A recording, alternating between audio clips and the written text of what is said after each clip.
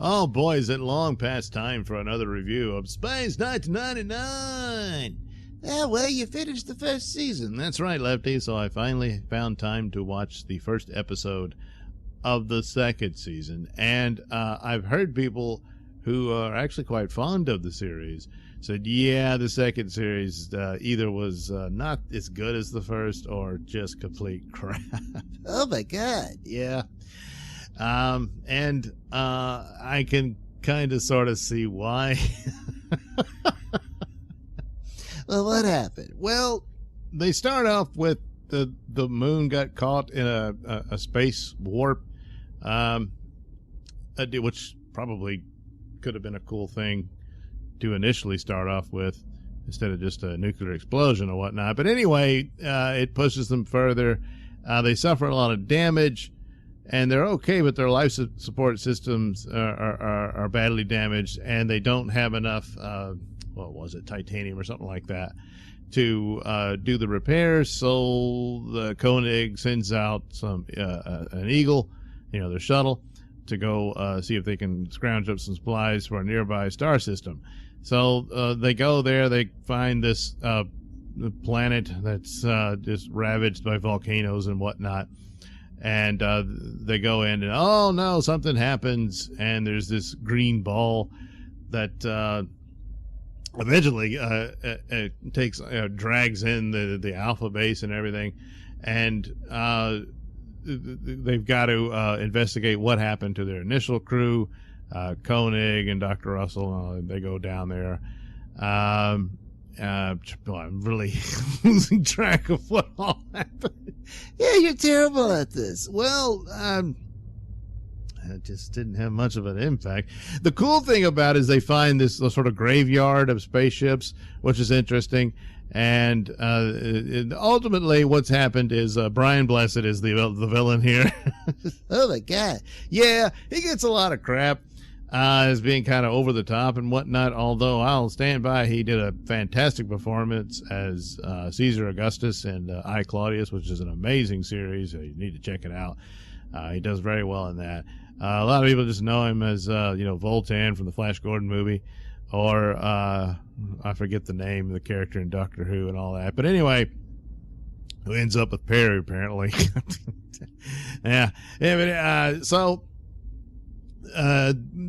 it's his name's Mentor, and then he has his lovely daughter Maya, who is pretty hot and everything, but she's got these weird sideburns. Well, it's their own and stuff. Beauty's really in the eye of the beholder. Yeah. Everything else about her is pretty hot, but not that. Well, she's an alien. Yeah, but the thing of it is that they're revealed to be shapeshifters. So, seems like she could have fixed that, To her, it's not being fixed. You're really being stubborn on this. Yeah, well, So, the upshot of all of it is that the planet has been destroyed and ravaged and everything. But Mentor here believes he's not only does he believe it, he's on his way to achieving full transmutation so that he could reverse everything that's been done to the planet, change it into a paradise by sheer force of will, as he can shapeshift himself and whatnot. But he needs brain power to do this. So he needs to recruit some scientists to help. No.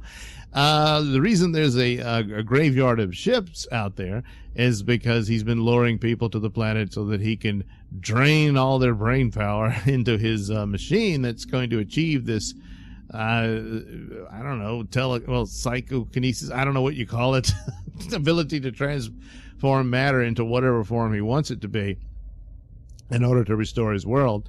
And so all these people, he's now using them to, he puts them to work, and there are all these zombies, working in the lower depths of his, complex there, or what have you. And because all their will and thoughts and whatnot has all been drained from him into his psycho machine. And yeah, it is a psycho machine. My God, that's terrible. Yeah, I guess it is. And so he's telling Koenig he wants to do the same thing to his crew of Alpha, and he says, well, it's a lot of crew members there. I could really use their brains. He says, look, I'll spare you the problem. If you'll just give them up, Well, eventually they have to reveal to his daughter that Daddy's not a nice guy, and they overcome him and they destroy the thing, and they manage to escape. And she becomes a member of the crew. So I guess they thought they needed an alien crew member to be more like Star Trek, even though the goal was to try to distance themselves from Star Trek. Hence the whole idea of being on the moon instead of a spaceship or whatever, So that's that. She ends up being a member of the crew, and that's pretty much all there is. Oh my God. That's just weird. But I imagine they had, Victor could probably explain all of this in a scientific manner to give more depth to the whole idea of the plot points. Well, maybe, but he wasn't there. Well, what happened? He's just gone. You mean, what, did he die because of the brain drain? No, he wasn't in the episode at all. What? But he's one of the main characters. You gotta have him there. Yeah, well, they couldn't negotiate a deal for the actor Barry Morse to return, so he's not there. Well, they got to explain that. Well, apparently there was going to be some attempts to say, I don't know, he hit his head on the bathtub in the bathroom and died, or probably a better one would be that he had found a planet, maybe met some hot broad there who liked him, and decided to stay behind as they moved on. Something like that could have happened, but that would have made for an interesting episode.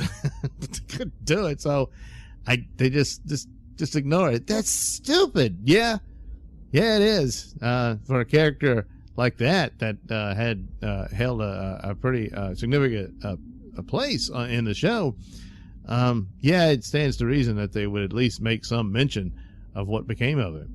But they didn't, and just I guess hoped you wouldn't notice. Well, I noticed. Yeah, me too. Well, it's the first episode of the second season, so let's hope it gets better, but based on some commentary from people who actually really are big fans of the series, it doesn't look good. Thanks for watching and listening. Say, while you're still here, why not like and subscribe and share with your many friends? Yes. Also, check out my mini stores in the link description below. Yes, where you can get t-shirts, hats, mugs, all those goodies with my artwork on them. Oh, yeah. And head over to indieplanet.com and pick up a copy of my comic book, Night Night. Oh, yeah. You can also catch me at my podcast, Mr Nailsin Show, on RadioMisfits.com. And you can also watch my videos on BitChute.com and now on Rumble.com. Oh, my goodness, so many places to watch me and my stuff. Oh, yeah. And if that's not enough for you, well, you can follow me on many social media platforms and say hi to your old pal, Mr. Nailsin.